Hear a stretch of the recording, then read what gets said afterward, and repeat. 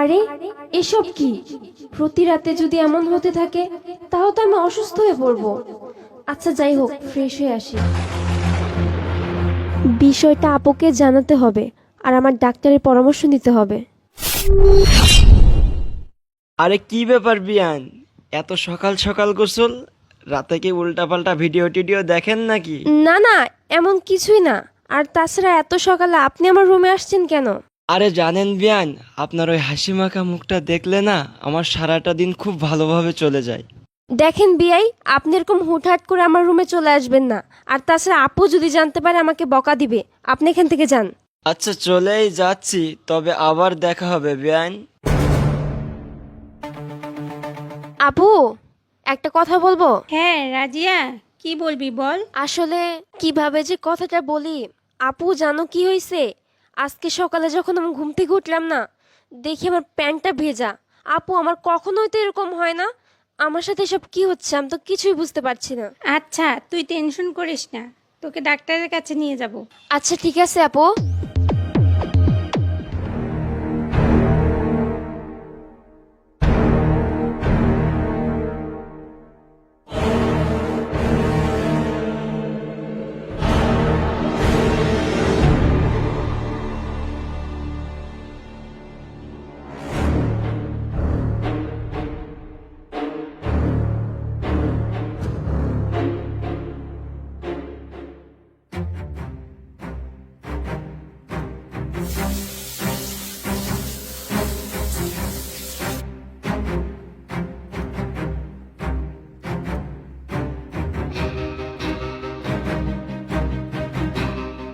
আরে আমার প্যান্টের বোতাম খোলা কেন? আমি তো কিছুই বুঝতে পারছি না। বিষয়টা তো আপুকে জানাতে হবে। আপু আপু, কি হয়েছে তোর এত সকাল সকাল? জানো আপু কি হয়েছে? আজকে সকালে আমি ঘুম থেকে উঠে দেখি আমার প্যান্টের বোতাম খোলা।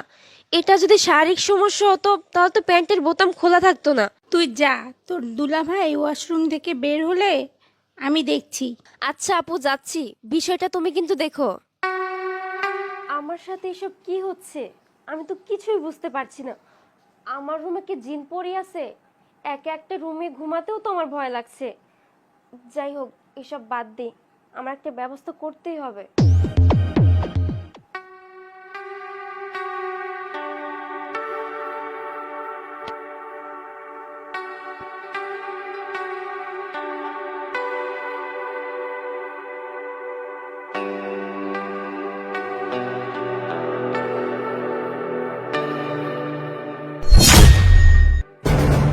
এই এই শুনছো?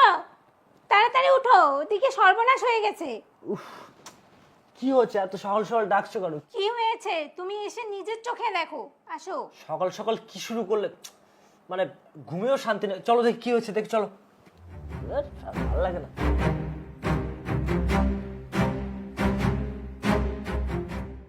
মোমেন, বেয়াদব জানোয়ারের বাচ্চা, তোকে আমি এই শিক্ষা দিয়েছি?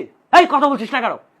তুই শেষ পর্যন্ত আমার শালির সাথে ছি ছি ছি, আমার মনে হচ্ছে যে তোকে একদম মেরে ফেলি। আরে তোমরা এখানে? কি হয়েছে? দেখো তোমার ভাই প্রতিনিয়ত আমার বোনের সাথে এসব কি করে। তোমাকে কত বলেছি, তুমি তো গুরুত্বই দাওনি। আরে আপু, দুলা ভাই, তোমরা এত রাতে কি শুরু করছো? আর তাছাড়া আমার সাথে কি হয়েছে আমি তো কিছুই বুঝতে পারছি না। এই তোমরা থামো, তোমরা থামো, তোমরা আর একটা কথা বলো না। তুমি ঠিকই বলেছিলে, তোমার কথা শুনিনি বলে এই বেয়াদব লম্পটটা এত বড় একটা কাজ করার দুঃসাহস পেয়েছে।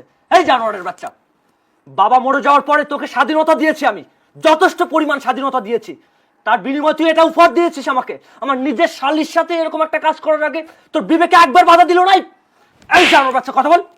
এখন তুই ওকে বিয়ে করবি, প্রতিদিন ওর সাথে খারাপ কাজ করেছিস না, এখন ওকে তুই বিয়ে করবি, তা নাহলে বাড়ি থেকে বের হয়ে যাবি। আমার কথা বুঝতে পারছিস কি বলছি? ভাইয়া, আমি আসলে বুঝতে পারিনি ভাইয়া, আমার ভুল হয়ে গেছে ভাইয়া, তুমি আমাকে মাফ করে দাও ভাইয়া। হ্যাঁ সাপ, কিসের ভুল? তুই জেনে শুনে প্রতিদিন তার সাথে খারাপ কাজ করছিস, আবার ভুল হয়ে গেছে মানে?